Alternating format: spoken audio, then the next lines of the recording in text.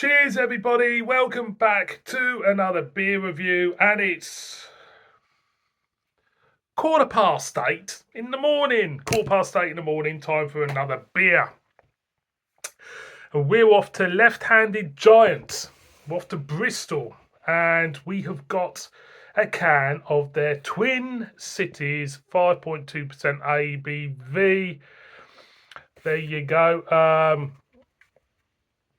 Apparently, it's a range of beers, according to the brewery. It says on the back, well, there's about a shader if you want to pause it and read it for yourself. Or let me read it to you. We have got our Twin Cities gluten-free pale range continues. Here, the delectable apricot, we're not going to burst into They've got Idaho 7 in this and Simcoe. I've been on their website, and they have this on their website. Well, they haven't got this particular beer on their website. The one which is available now has got Amarillo and El Dorado in. This one has got Simcoe and Idaho 7. So I don't know how often they do change the recipe of this beer. Haven't got a clue. And funnily enough, this is criminally my only second beer from this lot on this channel. And the reason being is they're based in Bristol. Now, Bristol's a long way from me. That way, a bloody long way. And I don't see hardly any of their beers up here. So that's my excuse anyway. But Left-Handed Giant, if you're out there watching this, I'm always, receptive to a box of beer from you, if you want. So, a little bit lively. I think I might just stick it in the glass. Stick it in the glass. See what it's about. Gluten-free beers. I'll tell you what, it's a nightmare being gluten-free, innit? God. I mean, how do you cope with being gluten-free? Terrible. So it's pouring really, really nice. Nice clear pour to it. There we go. Leave it there like you do. It's like being in a glass. As you can see, it's hazy, white, very white looking head. Medium flow of carbonation. I know you see that there. Let's get a whiff. Very fruity. Apricot. Maybe a hint of peach. For me, they're the main players in the aroma. I'm not really getting anything else apart from that aroma, to be honest. I'm going to go in anyway. Cheers, everyone.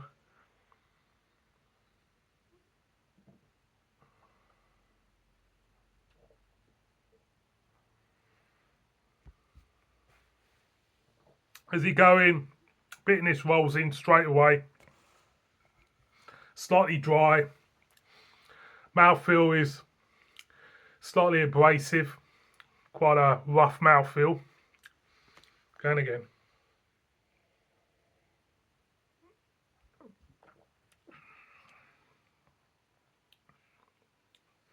Basically, you get this slight apricot and peachness thrown in on the front end. There is a slight thinness to me in them fruit notes.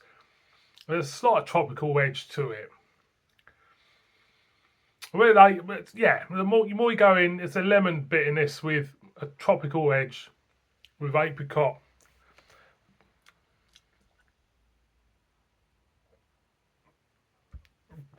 There's a hint of peach. It's not really bossing it now.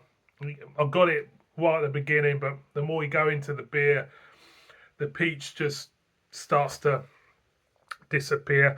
5.2. Does it feel 5.2? Yeah, I suppose it does. There's quite a slight hint of, there's a bit of density to it, a bit of substance to it. Again.